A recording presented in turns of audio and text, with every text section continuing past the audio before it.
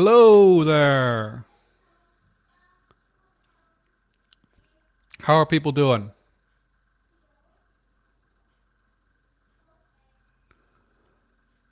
Let me pull the chat out.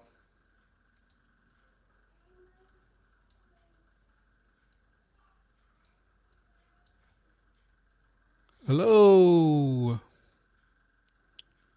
Pop out the chat so I can put it here where you can see it.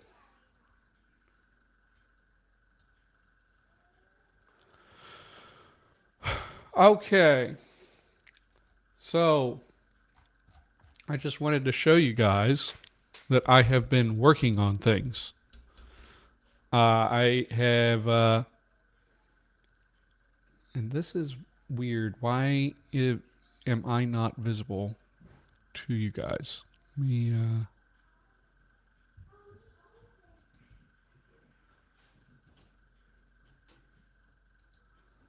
Yeah, I don't know.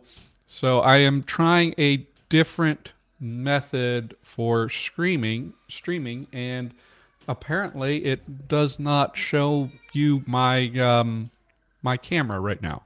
So that's something that we will think about. Um, if I stop presenting,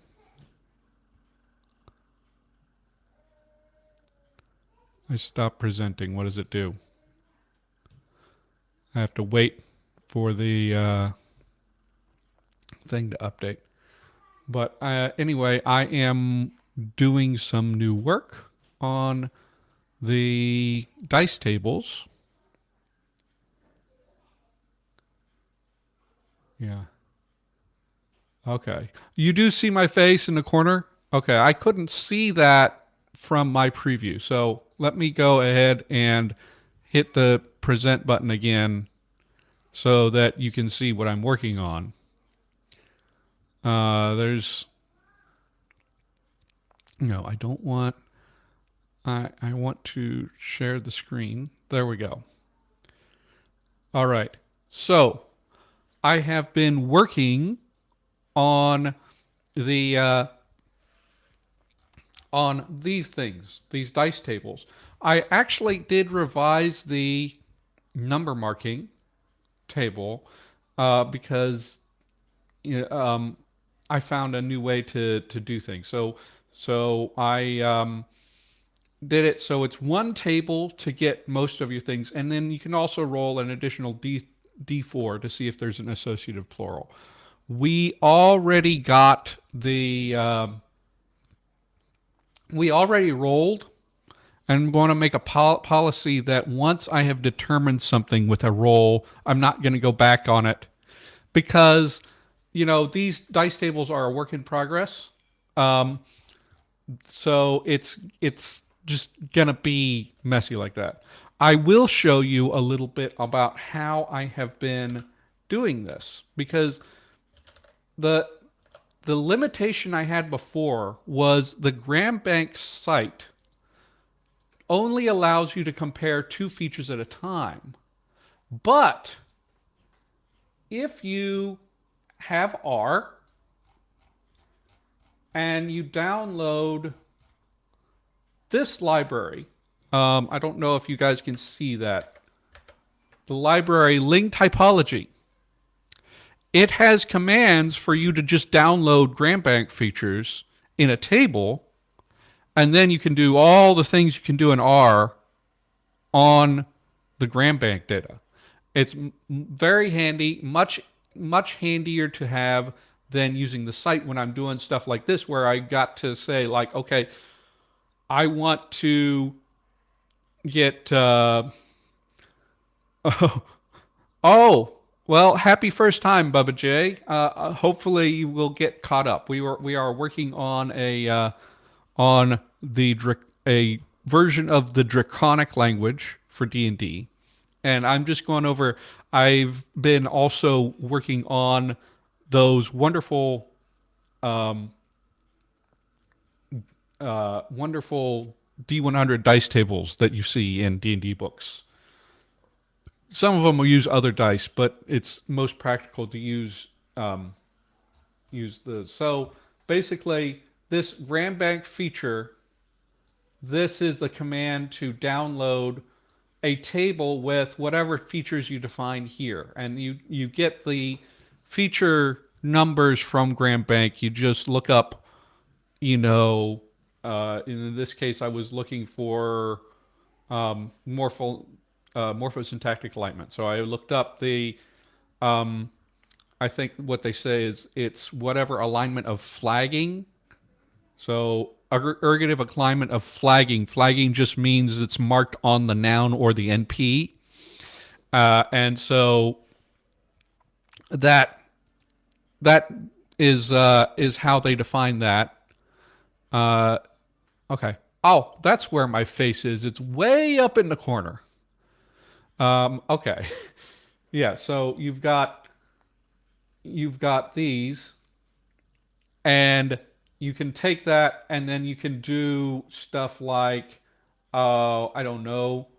I'd have to. I'm not gonna do it because I don't have stuff downloaded right now in the R project, and it takes forever to download. It takes like 5 minutes to download the data, but that is how I am getting these, and I've gotten so like I have the case marking stuff, which we already rolled, and the morphosyntactic alignment chart. This is specifically for if you do have cases. They're all of the like the probabilities are a little bit different for if you don't have cases. So I don't know if I'm going to have a separate table for that, because it's like like the vast majority of languages that don't have some kind of morphological case marking are going to be either neutral alignment, which means everything is marked the same. Everything is basically all nouns are not marked for core case, or they are going to be accusative alignment, which majority of languages are going to be neutral or accusative anyway. But like it's just much even less common to have ergative, and the only way you have ergative alignment when you don't have case marking on the noun is basically you have like a free case marking particle of some sort. I checked into the data, and I was looking like for a language.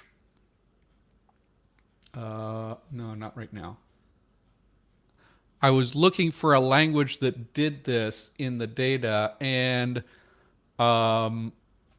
this one, Yipa, it's a Sino-Tibetan language, has this, happens to have this feature where there's an ergative.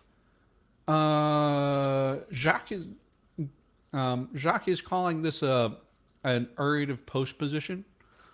I guess that works, but that's just the case there. Now let's let's get our Draconic notes up, and we're going to, and also okay, where am I? Okay, I don't want to show you guys all my emails. Let me find the correct thing. Let me find the thing that I want to show you guys, and then I will get it to you.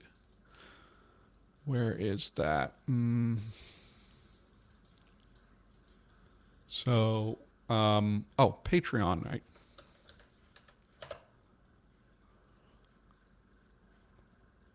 So, those of you who are patrons had a poll to decide the morphosyntactic alignment. So I didn't use this table for morphosyntactic alignment.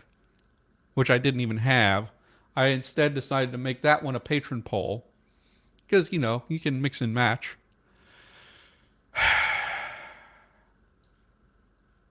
And apparently,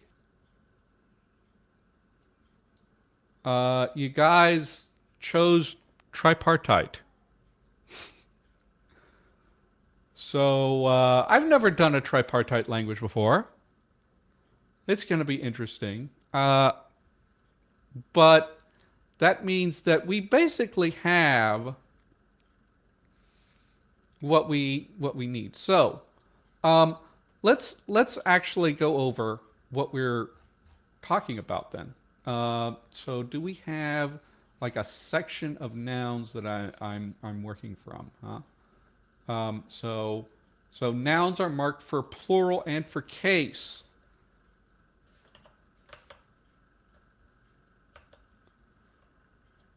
Following a tripartite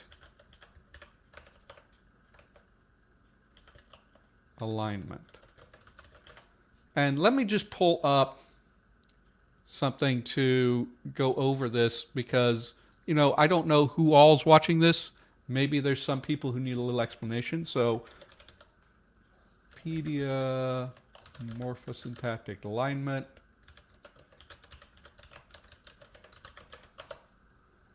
So, and some of this explanation was in the poll post itself.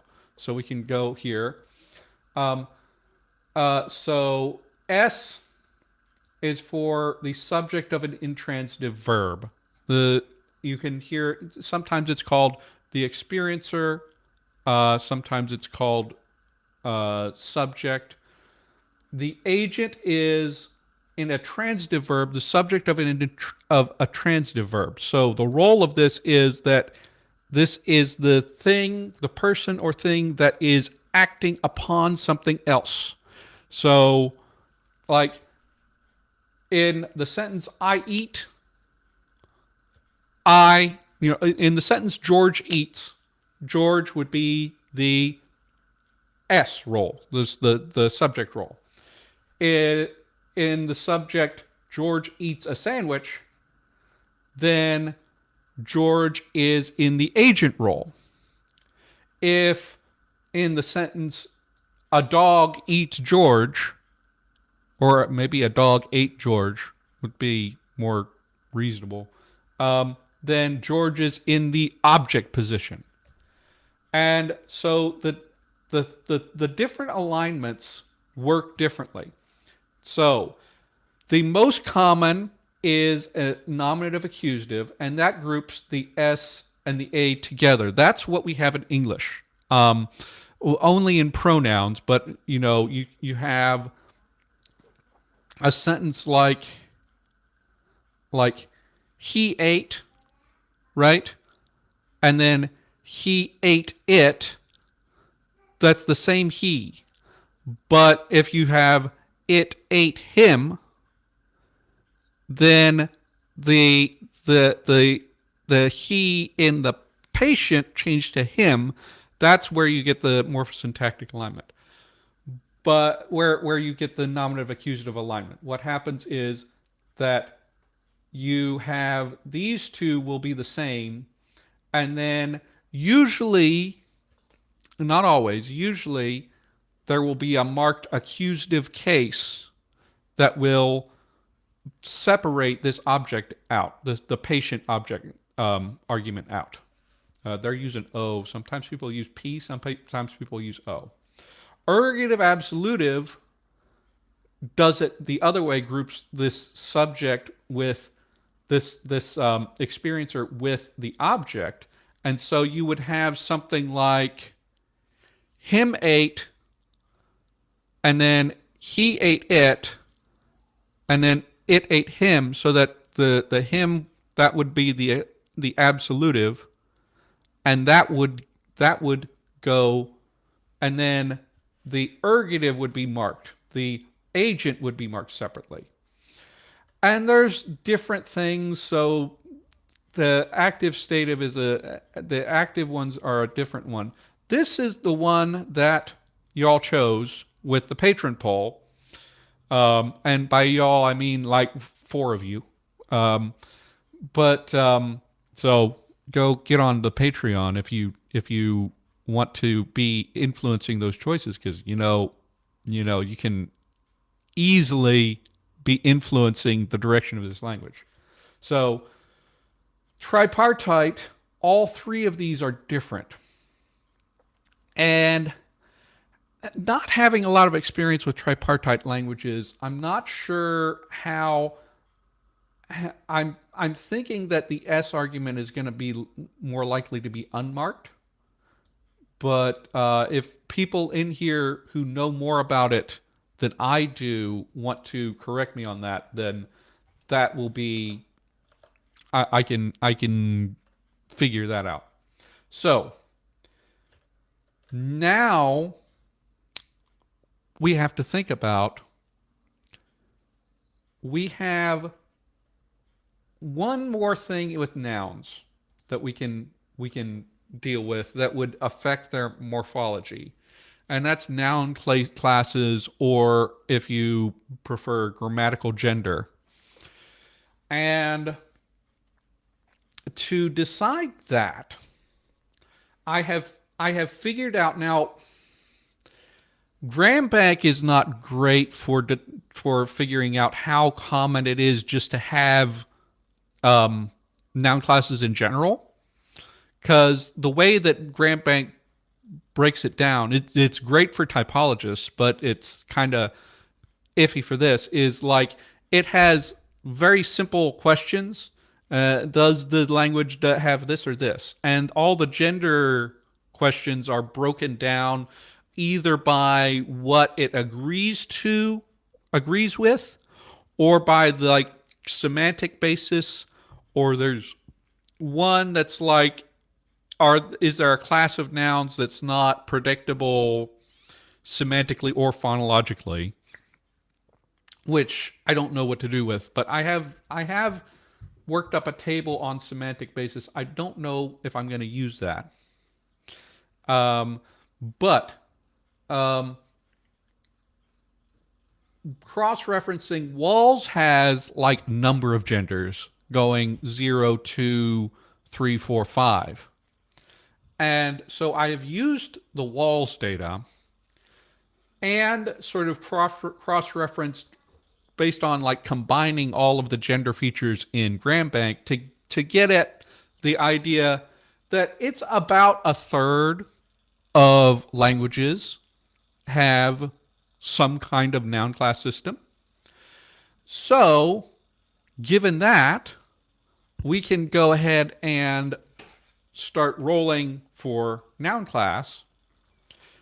And since I'm not being super precise, then I am going to just go and roll a d6. And if it's a 5 or a 6, this language has a noun class system. So I don't have my phone on me right now, so I'll have to do it this way if we can work. So we rolled a 2. So we do not have genders or noun classes. Well, I mean, them's the breaks. Yes, I do not have. I'm using a box for off-brand printer ink, which did not work in my printer. So that is my dice rolling box. I do not have a fancy wooden one with felt stuff and stuff. Okay, so and let's share screen. So we don't need to say anything about gender, really. We just know that we don't have it, and that now I will say, just because we don't have noun classes doesn't mean we won't have some kind of noun classification. There are a bunch of I'm going to work up a table for the different types of classifiers: possessive, numeral classifiers, demonstrative classifiers, verb classifiers, all of those things, which we will get to later. But for now, nouns don't have any gender or noun class. So we just need to. We have a table. We can put in a table, and we need. Okay, so singular and plural. We need singular and plural forms, and then we need to have. I'm just going to have the S, A, and P form. So subject, agent, patient. Since we're tripartite, we have to have forms for all of those. So, so we'll let's actually get started with that. Now, one thing I want to ask about is I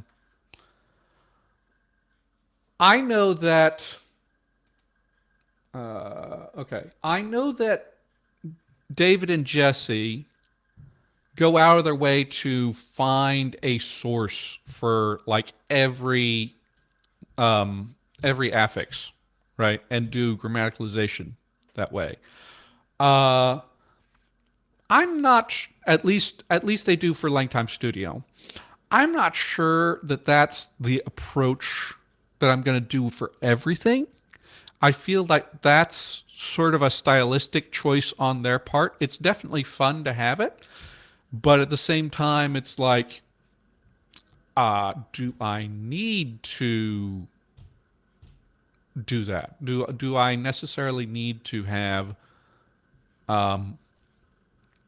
a separate origin? Because there are like some like case affixes that in terms of real world linguistics you can go all the way back to proto-indo-european and like, okay, this was a case suffix. So I'm not sure, but we can do a little bit of it. I'm thinking like, so I don't have. One thing is we've determined that there are no oblique cases. That means that things like a dative, a genitive, anything that's not marking one of these things is not available for us. So, like one thing that an ergative, let's actually call it ergative, ergative, accusative. Yeah, we have a nominative, ergative, and accusative. Not nominative, nominative. Why did I say that wrong? Now, a question that we'll have is we have this. So that's one thing. I think what I'm going to part of what will be needed and something I can have you guys choose is depending on whether it might influence whether I choose to like start going through and finding an origin is do these do the affixes actually how am I going to say this? Do the does the marking, is it separate for the number in the case? So do we have like ergative and accusative markers and a plural marker that get agglutinated, or are we going to have something fusional? So let's actually ask you that question.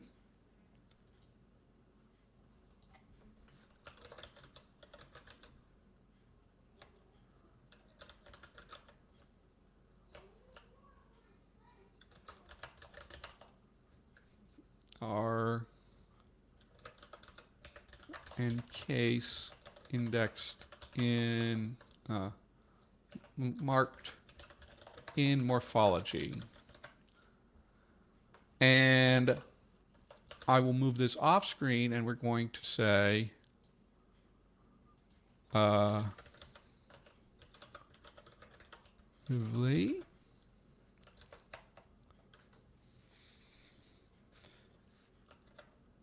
one morph case, another for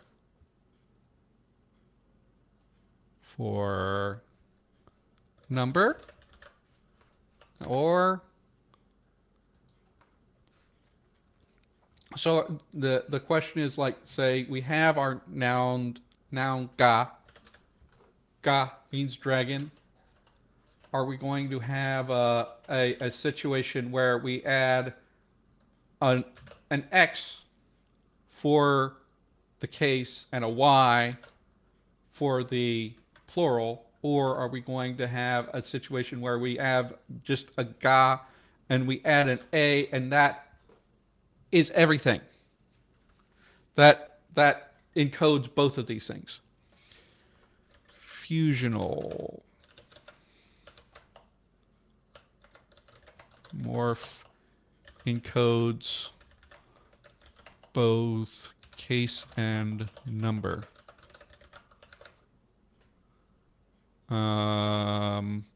And why is it?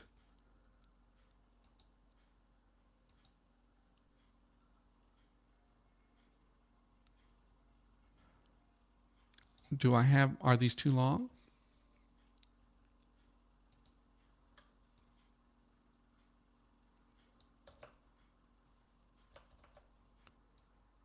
Okay.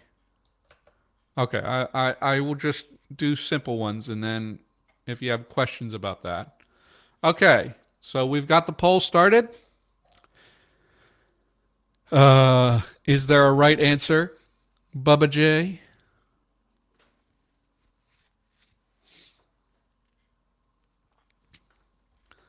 And we'll see how the vote goes.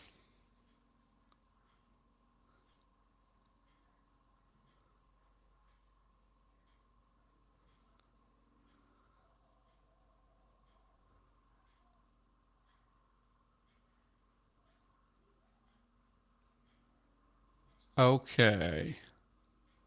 All right, so I've got 4 people on and we've got 4 votes, so I'm going to end the poll right there.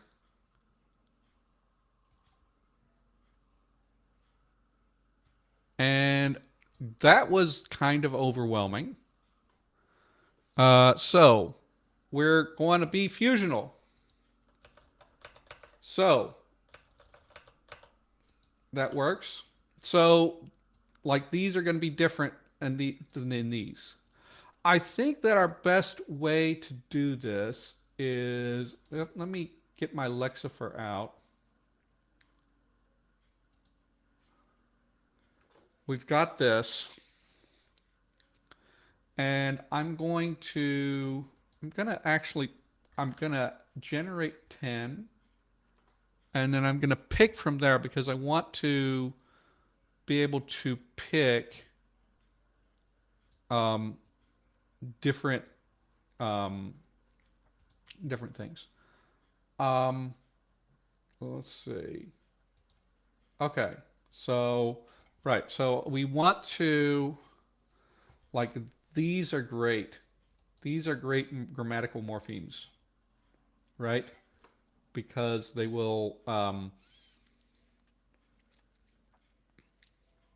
they are, great for just uh, uh, they're short, they're easy. Um, it seems like I'm gonna grab these 3 and I'm gonna run that again just so that I can uh,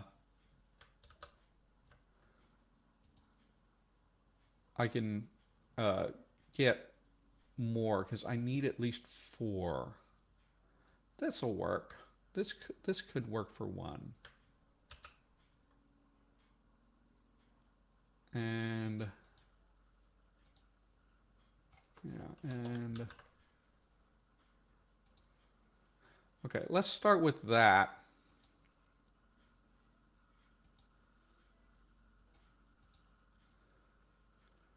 And so we're going to get back to Draconic.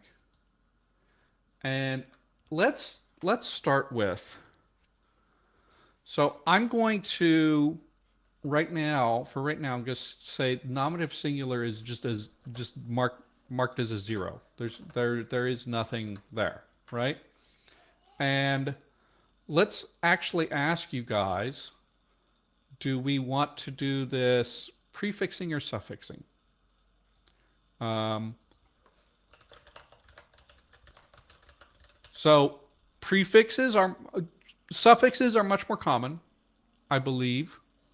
I don't have data to do like a dice roll on that, so might as well just ask you guys.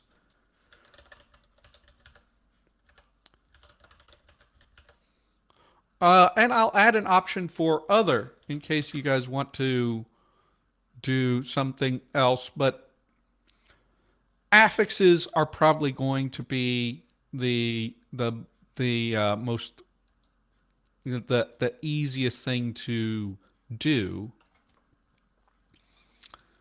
So let's get this. Okay. I realize I did not announce this.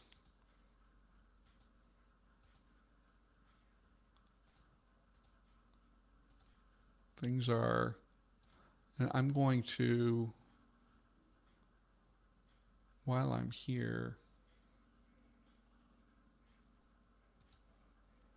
take this over.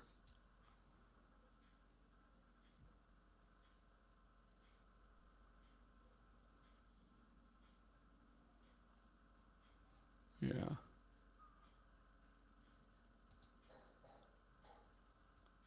Hmm.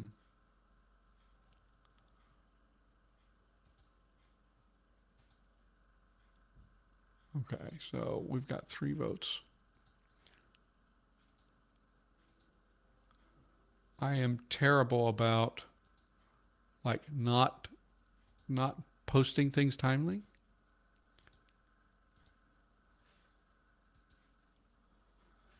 So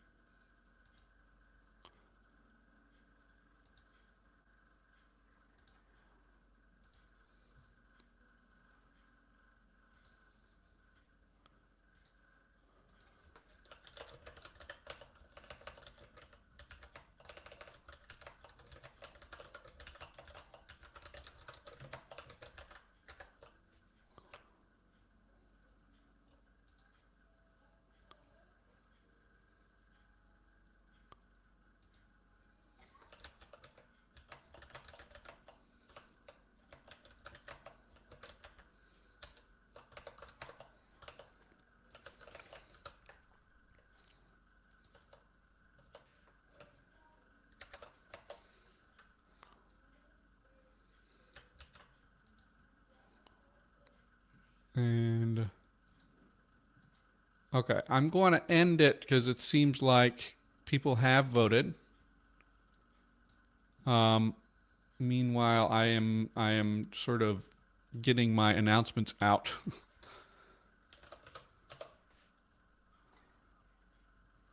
Yeah.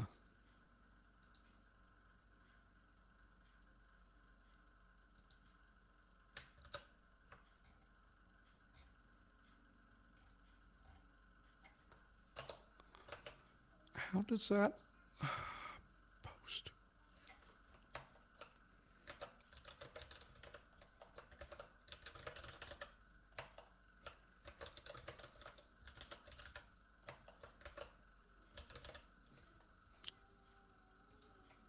And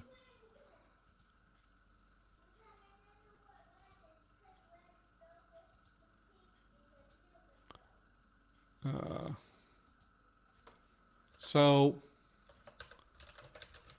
you guys have sort of chosen that we are going to do, we're going to do,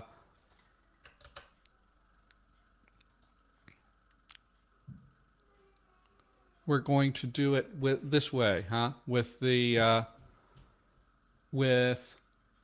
suffixes. So let's start with nominative plural. Since we're doing this fusionally, then we can sort of get things going here. There now, I have ideas. Actually, so I have an idea here. So we can see if we are going to use, like, we have these four, right? And let me make them bigger for you guys to see. We have this unt, unt, and we have this t. So if we use this, I think if we have this here, I was going to do a poll, but I actually have a great idea here. So if we have that, and then we have t, and this is not actually going to be t. This is going to be like, this is going to change with vowel harmony. Then we have this unt.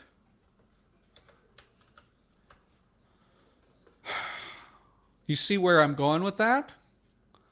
Basically, it will give me a suggestion of where these things came from. Now, I think it's more common for case to be closer to the root than the than that, but we can do that.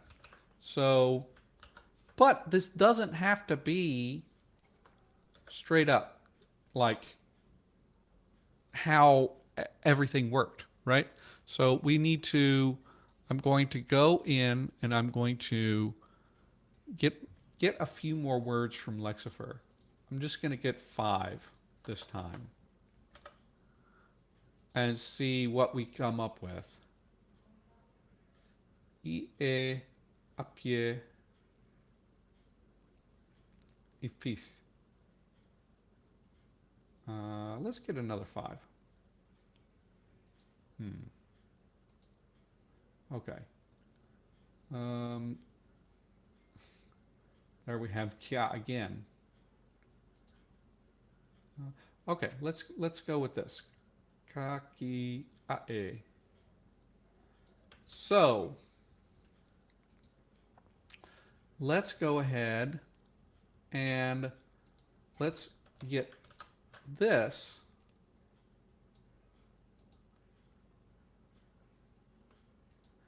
Okay, so we have these 3, and I'm going to add another one.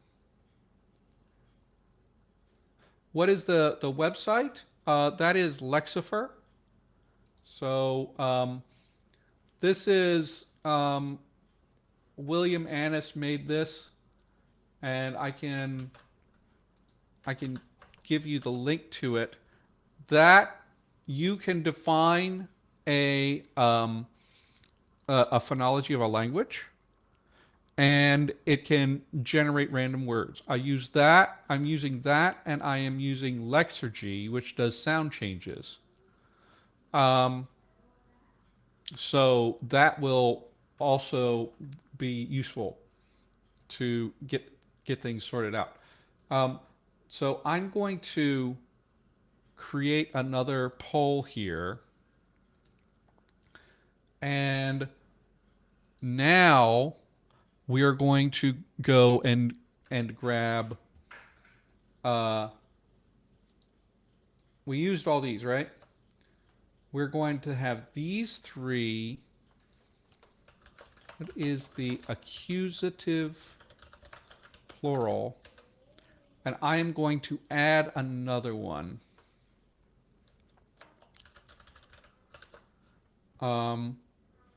So we have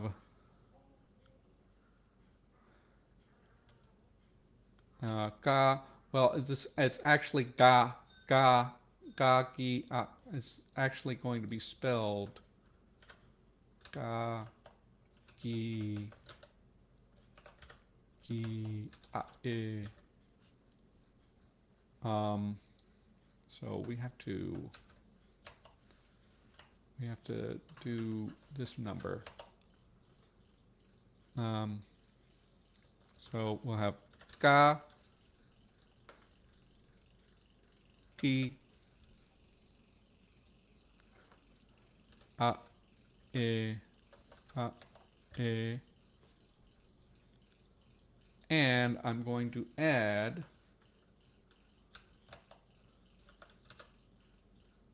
so this is spelled like this, but although it's not necessarily going to be like that. So the accusative plural suffix is this. So let's start the poll. And let's see. So whatever sounds good to you or fits best to you, what do you think actually this should be?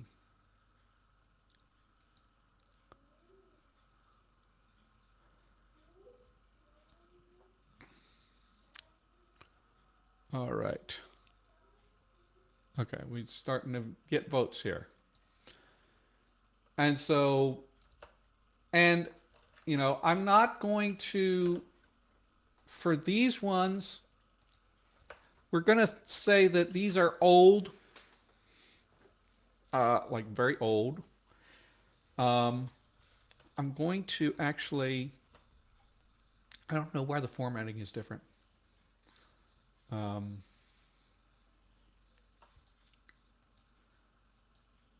The formatting is weird. So this is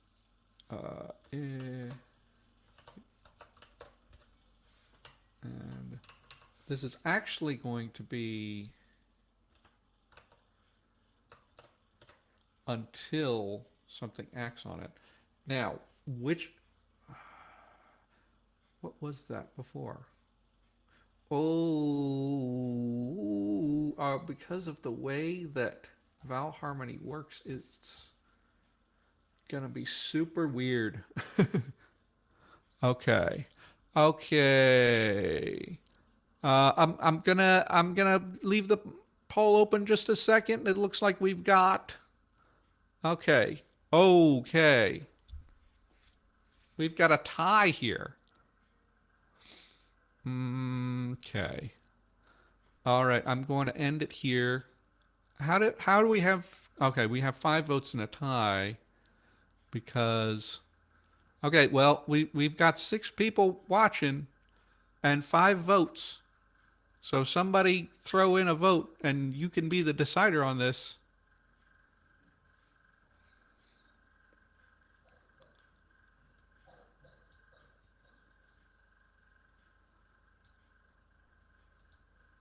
I really shouldn't be talking about how many people are watching my stream. That's kind of embarrassing, isn't it? But this is going to change with vowel harmony. And so since we have this the did weird things with vowel harmony because of the way vowel harmony applied. So let's actually return this to the int.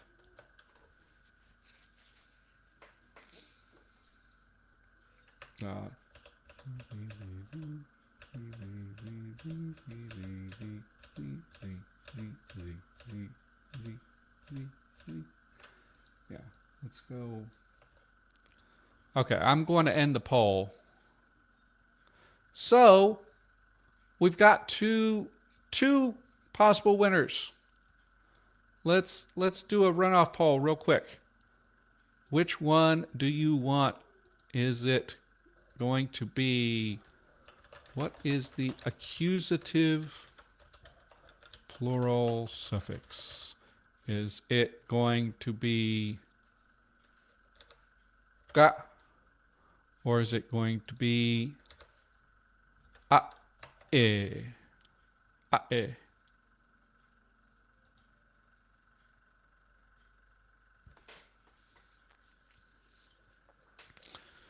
And these are kind of underlying forms, so they're going to change a little bit.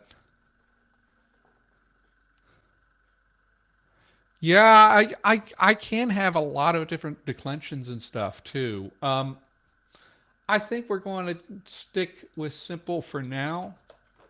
Um, because, like, for one thing, I have vowel harmony. So the um, the the vowel harmony is going to screw things up a lot, which you'll see in a second here. Um, okay.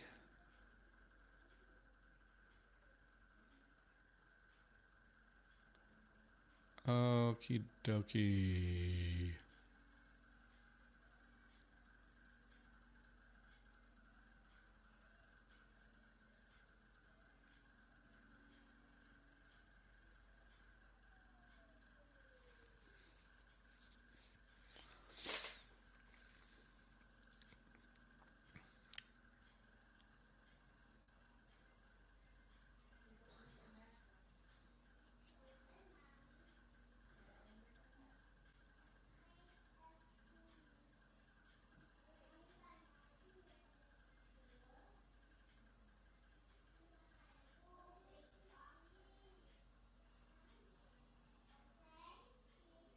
Okay. I think that's gonna be what it is. So we're going to have ae, and that's gonna be a fun one because it has.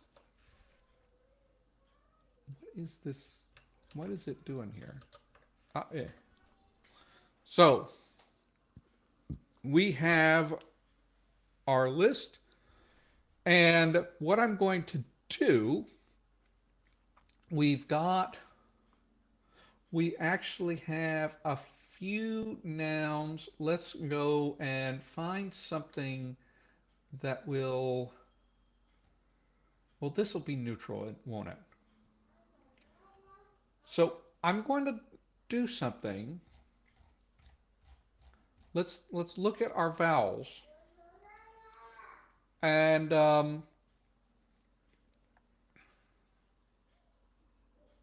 how did this work? So here's the thing. So underlyingly we had this. This becomes this, right?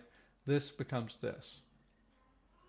And our ahs. So the thing is, when I had the patron poll on vowel harmony, there were actually two things that won.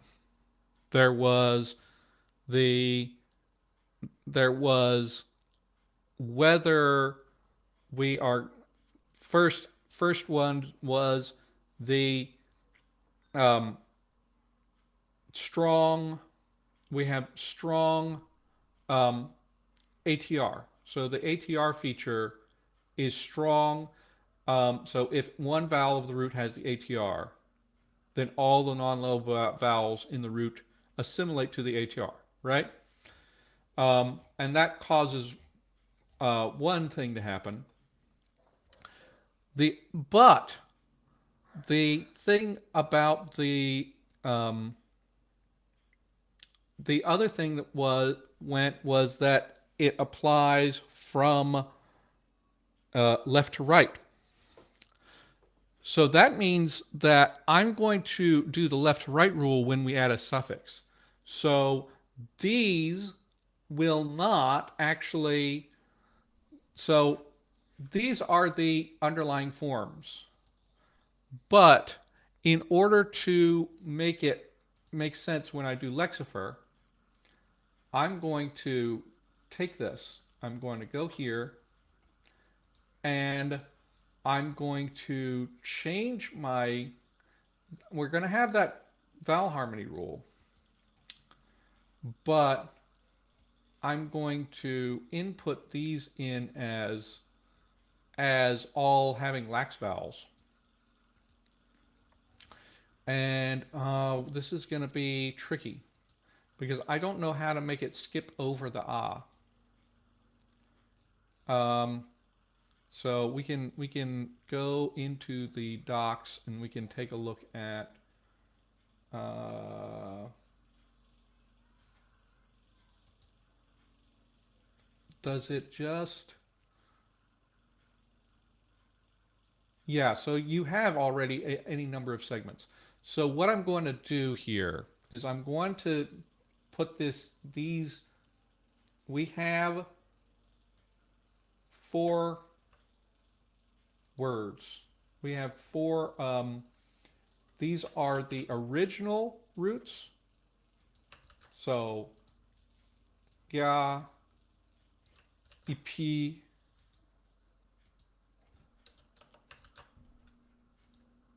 pataf, bataf, bataf, and and bigu, right? I'm going to use these to illustrate how we got how these will look in different words. So, but I'm going to use the lax versions of all of the vowels. So the way that's going to look is, so we've got, that's already lax. Got and it was, so let's let's actually, for completeness, let's have the nominative form. We've, okay, ga, and then we're going to do the barred I.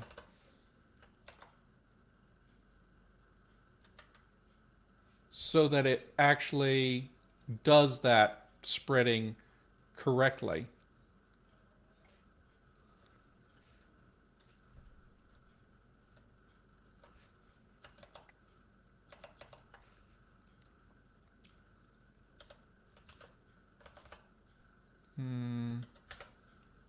Nope. How do you do barred I? I'll just copy and paste it from somewhere. I have it somewhere in here. Yeah, I have.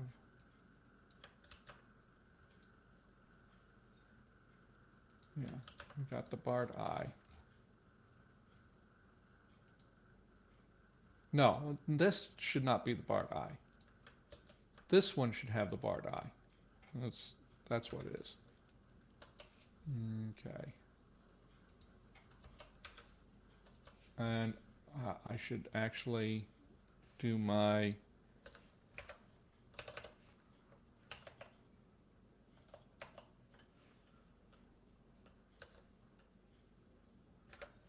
yeah. So this should be I. This should be I. So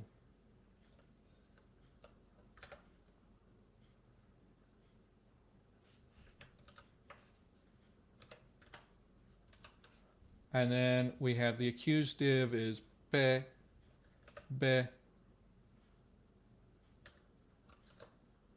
Nope. And ka,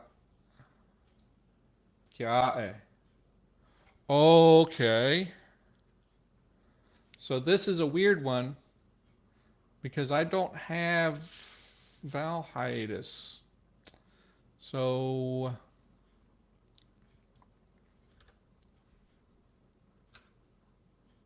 okay. So, and then this is actually going to be that. Okay? And that will give us what these forms will be when you have this spreading. So let's um, let's do this for now, and then I'm going to have to add another rule. So these each need 6. That should be okay.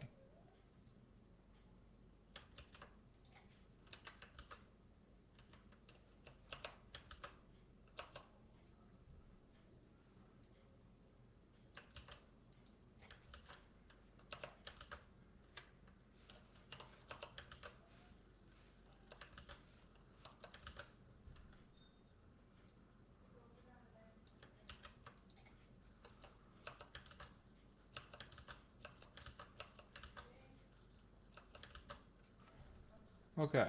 So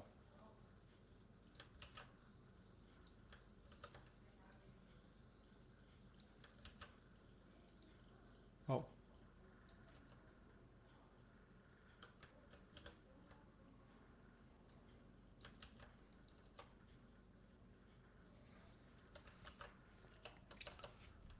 yeah.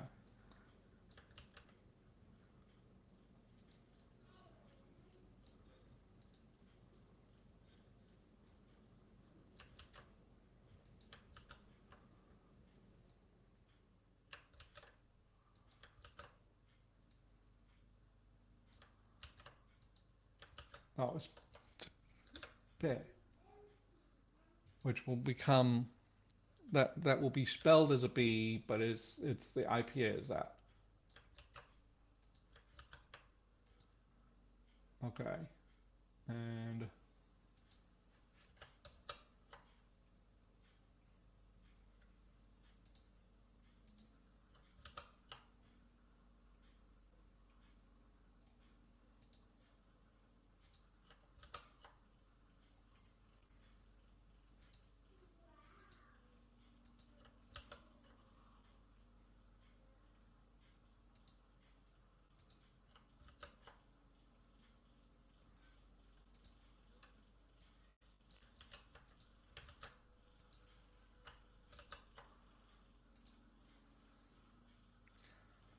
and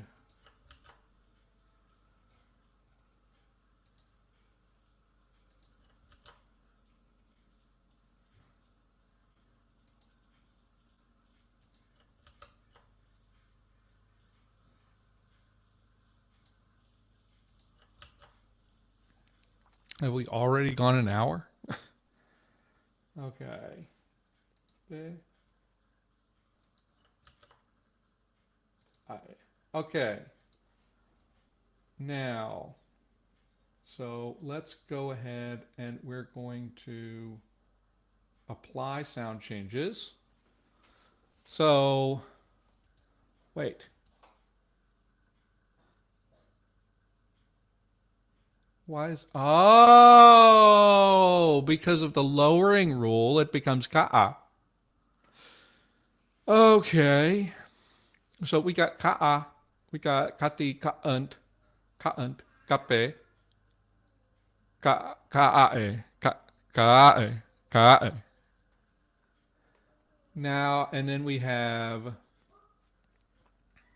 so this because of this became ATR. So it's not EPA, it's EPA, EPA, EPA, EPA,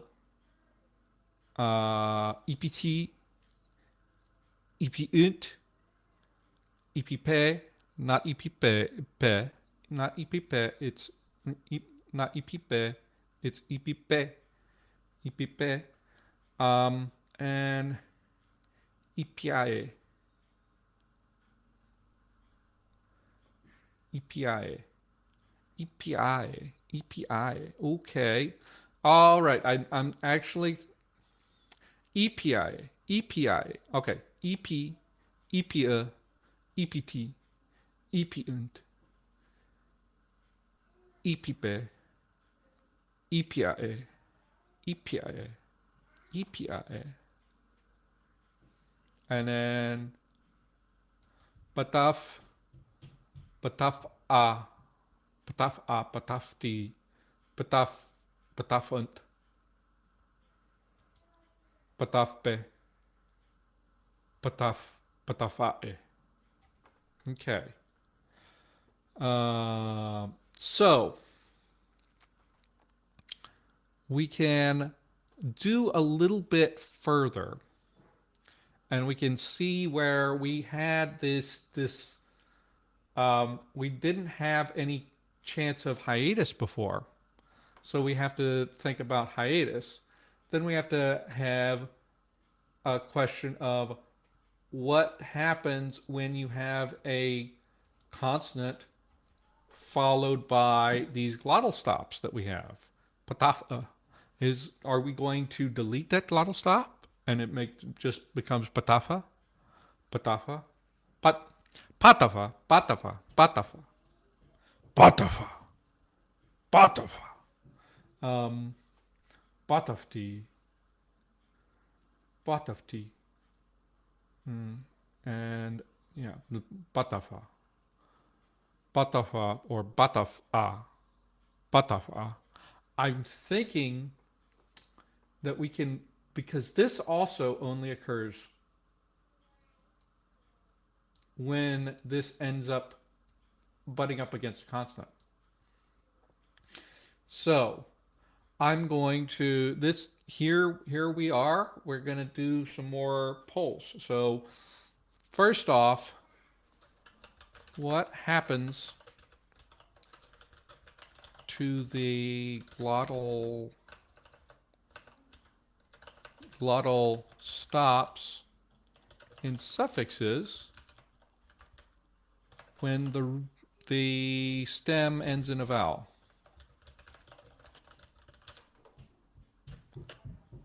Well, let me transform that into a poll. And your answers are nothing, stays the same, or you can have it be deleted.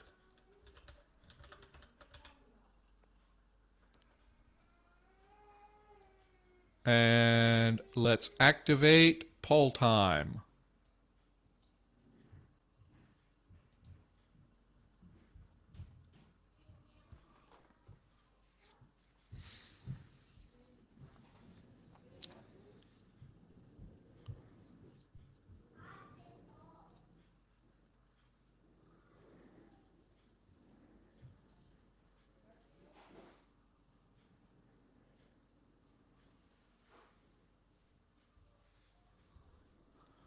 Okay, let's see how many people are voting. So it's deleted. It makes it a little easier to pronounce those things, and it adds a little bit of extra sort of pseudo irregularity into the language. Otherwise, then we end up with these glottal stops right after consonants.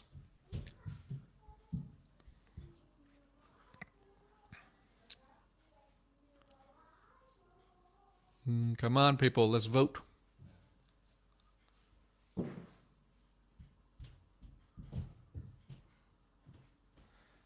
In the meantime, while I'm waiting on that, I want to think about what happens in this case, EPI, right? So EPI, I want that to be different.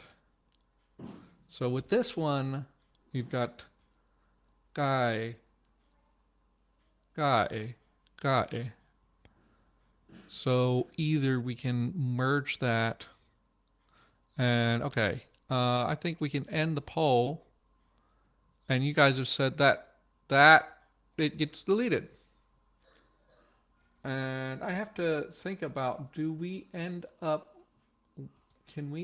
with a glottal stop after a consonant in any other case.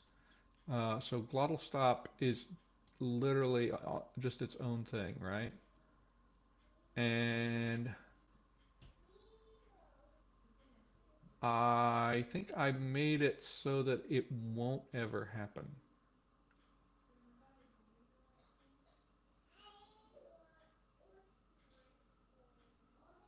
Is that the way that I did that?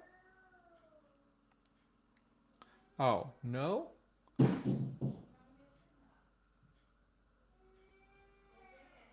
Okay. I don't know what I was thinking with that. So we can have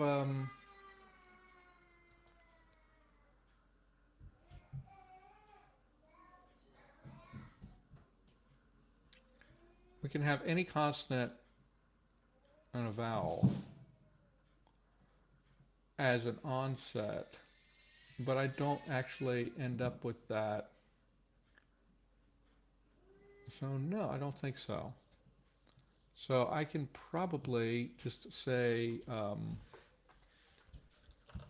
how do you do a deletion rule on this?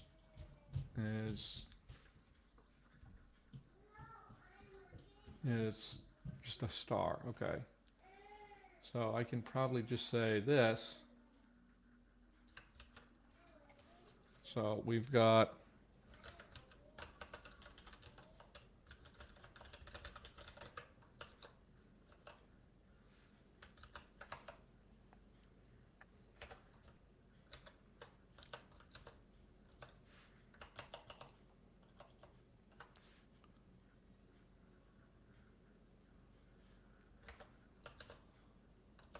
what?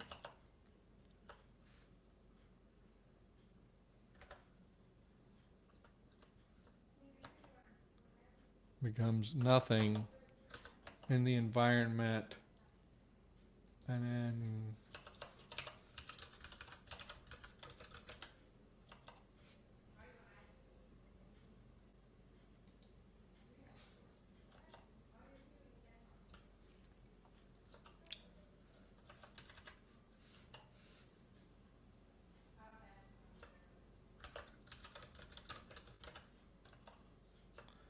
after a consonant, right? And then we need to have our class of consonants, which is going to be all of these basically, huh?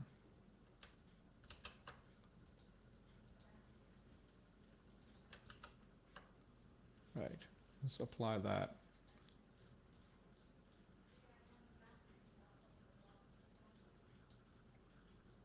Oh, I need the commas.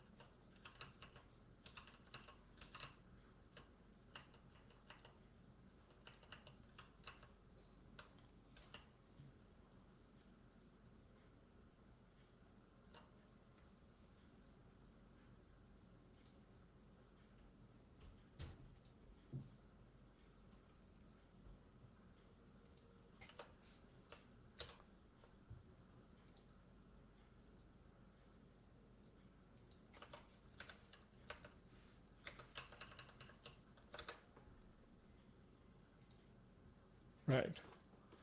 So there we go. We get the deletion happening. So that means that for these ones,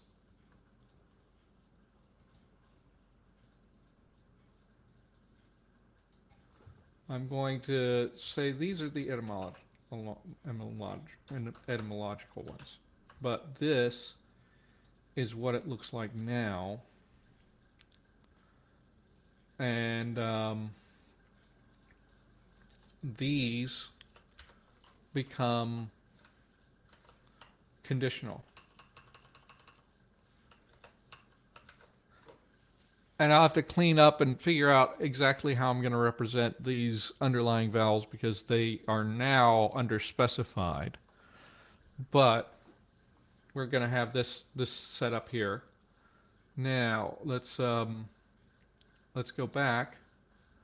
So these nouns that we already found out. There's another thing that happens is we sometimes end up with a vowel running up against another vowel. And I think I know what I'm going to do with that. I think what happens is we have two different things happen.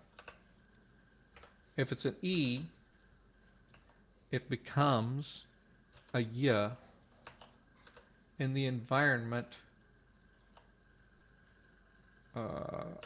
right after a vowel. Okay, we apply that. No, it has to be before a vowel, right? Yeah, before a vowel. Apply. And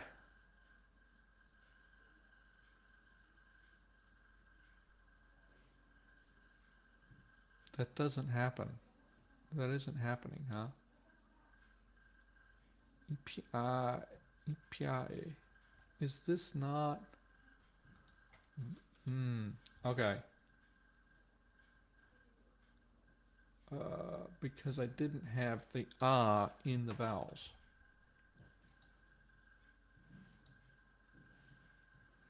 EPI. No, EPI.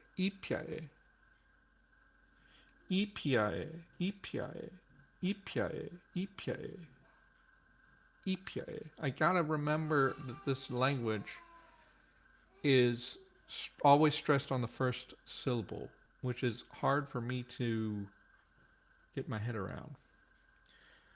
But if we have...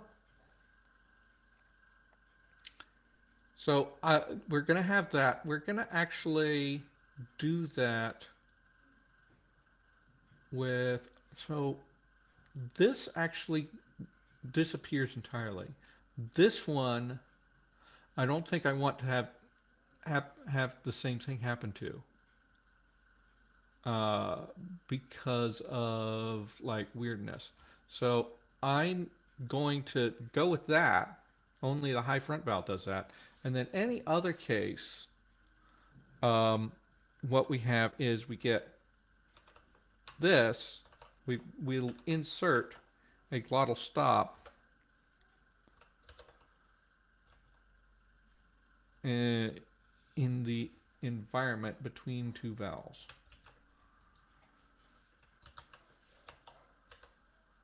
So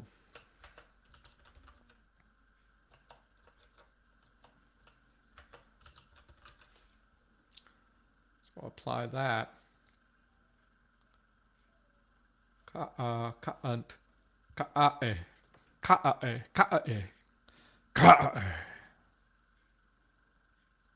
It's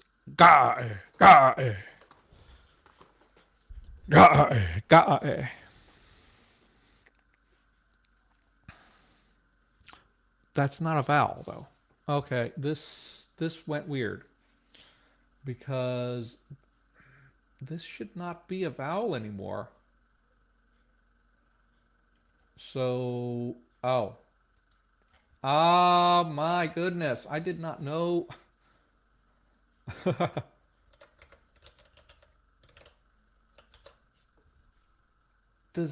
Can Lexergy do this? Can Lexergy have multiple rules mapped as one rule?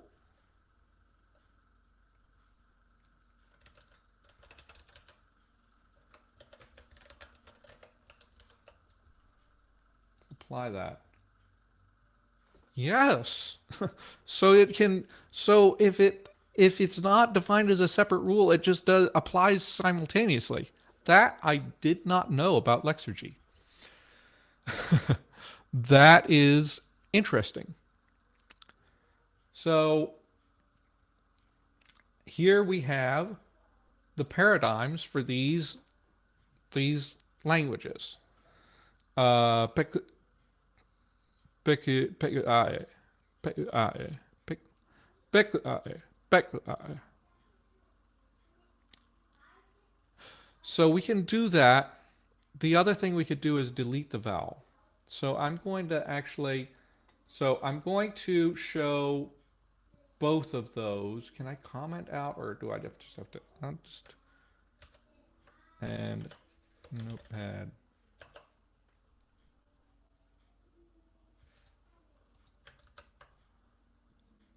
So here's what the forms look like when we are inserting. And then the other option I could have is instead vowel deletion, where I would say either the first or the second vowel. Let's make it the vowel of the root. Let's say the vowel of the root. So vowel is deleted in the environment being in front of another vowel.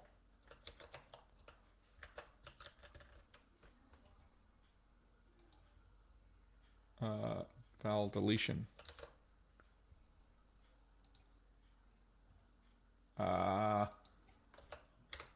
Spaces. So that's the other way that it could be. So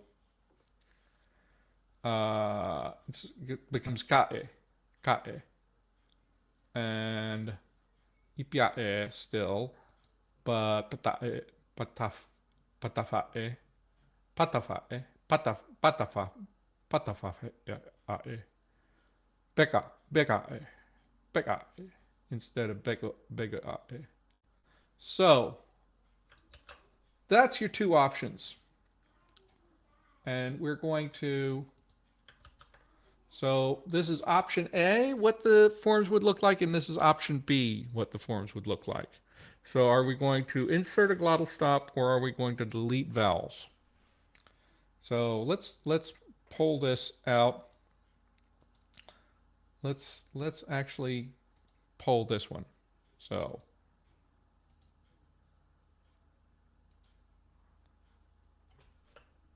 no, that's not Q&A. Q&A.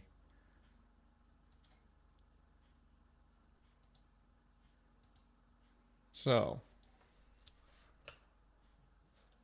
what happens when suffixation puts two vowels together?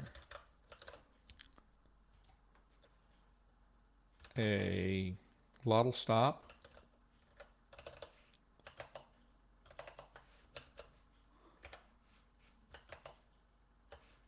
is inserted, or are we going to go with the one vowel is deleted?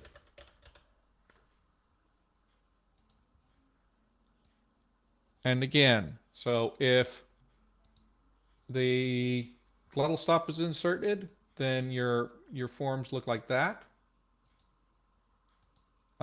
With this kae and bekuae, bekuae.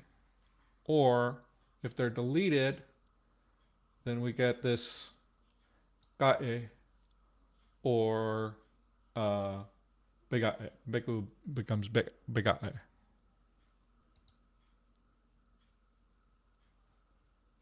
And we'll wait for a little bit.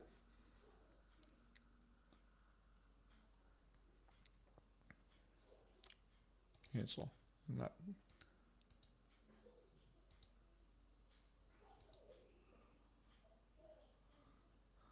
First option, second option.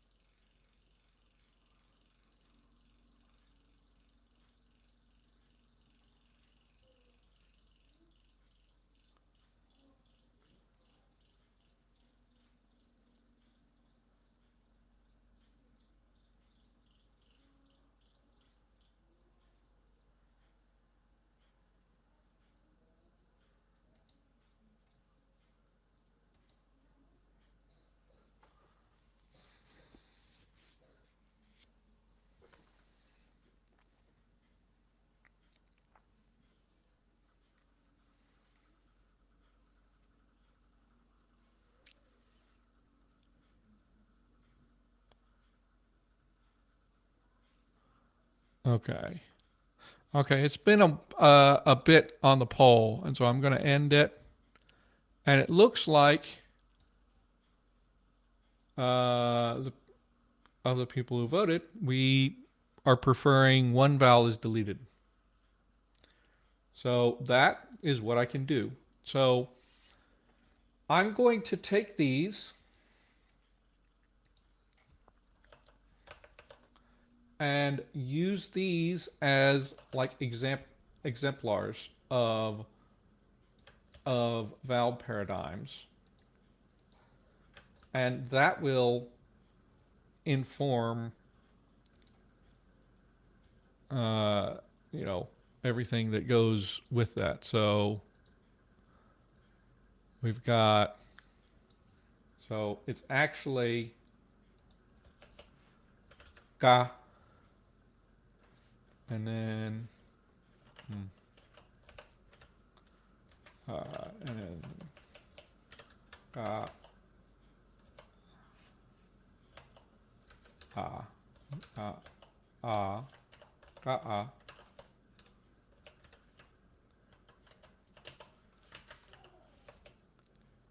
ga, ga de,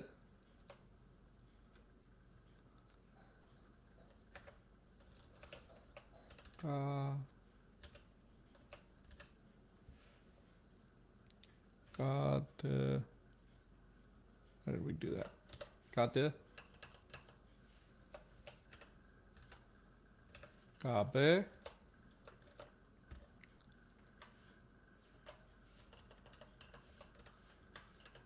and ga e, and ga ut, right? Ga unt, ga unt. And I need to, I probably should change to get rid of my schwas. Ga unt.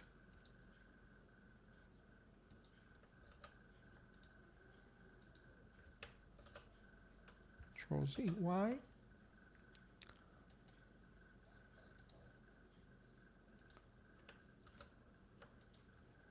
And you see how this is, I'll go ahead and do this one since it will have some differences.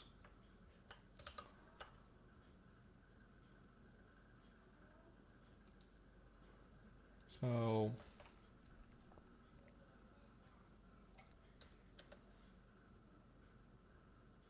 EP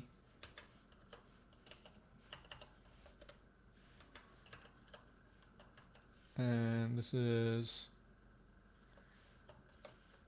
was EP, and how is this, oh, how is this represented in representation? Oh, EPA, EPA,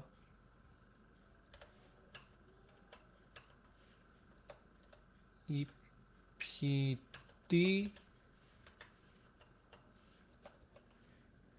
EP, und, right, ipia, ipiae, and ipibe, ipibe, ipibe, ipibe. So that's what they're going to be, and we will add those to the Obsidian. Can I just copy and paste it? And we're off to the races. So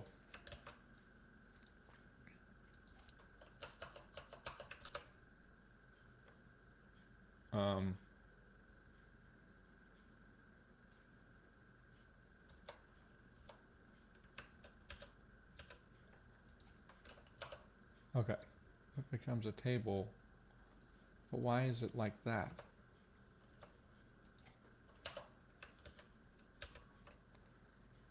Control-Z, I don't know why it wants to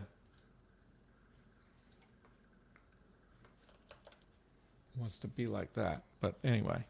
So I think that is enough for today.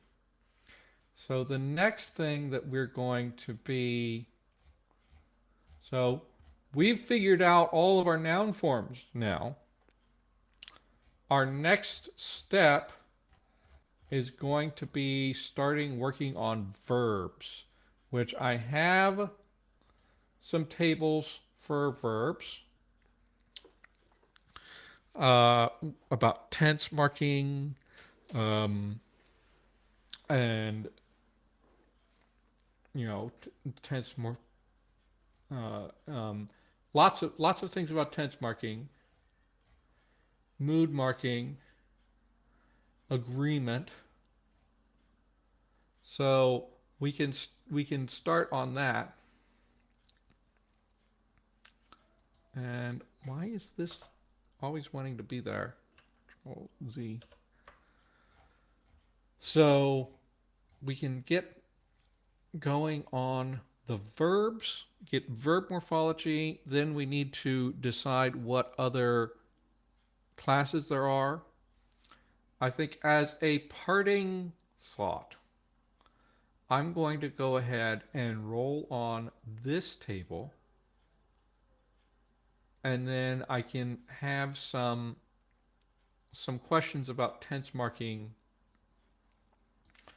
for you guys in order to get in order to get a sense. So I'm going to go ahead. So this is, how is tense marked? Is it marked morphologically? Is it a particle? Is it an auxiliary? And I'm going to roll right here. And let me bring up my my thingy here so I can show you the dice clearly.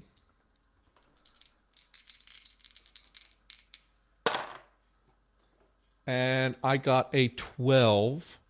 Let me see if I can allow you guys to see that. It's a wait, no, that was an 8.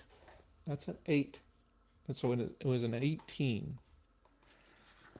That means that I have past, present, and future. No, I don't have that. So it means that I have no tense marking.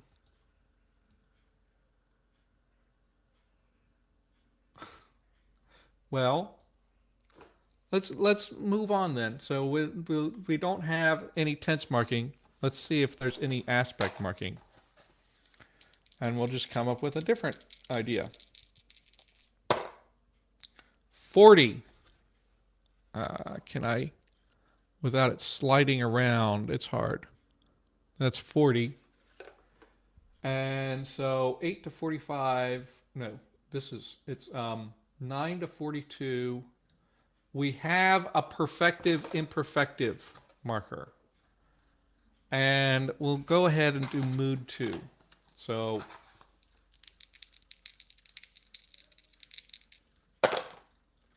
71. Just to show you guys what I got. If I can, it's in the corner. It's in the corner, and I can't move my camera to show it. We got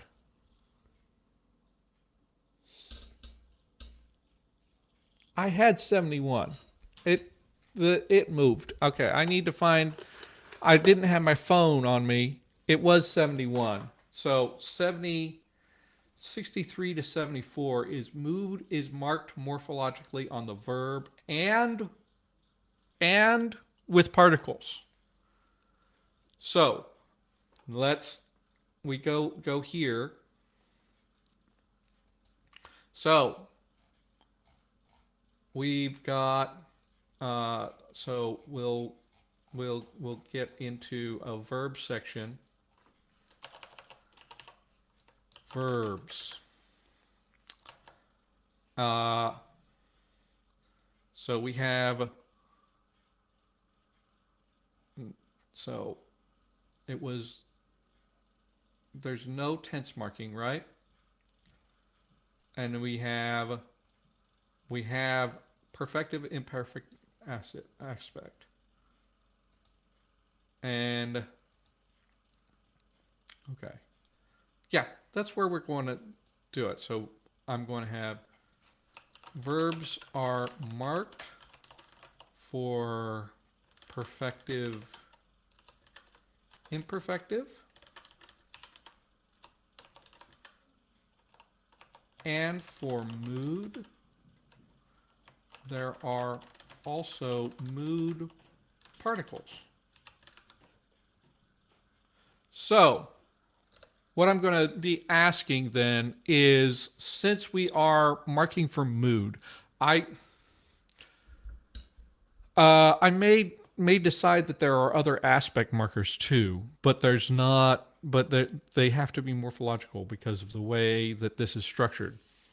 But I'm going to ask you guys what moods are there, and that can be a very, very interesting discussion once we get into like the nuances of that. Because if we have morphological marking of mood and particles, then we could have a mood particle plus a morphological marking, and those have different nuances of meaning. So that is interesting.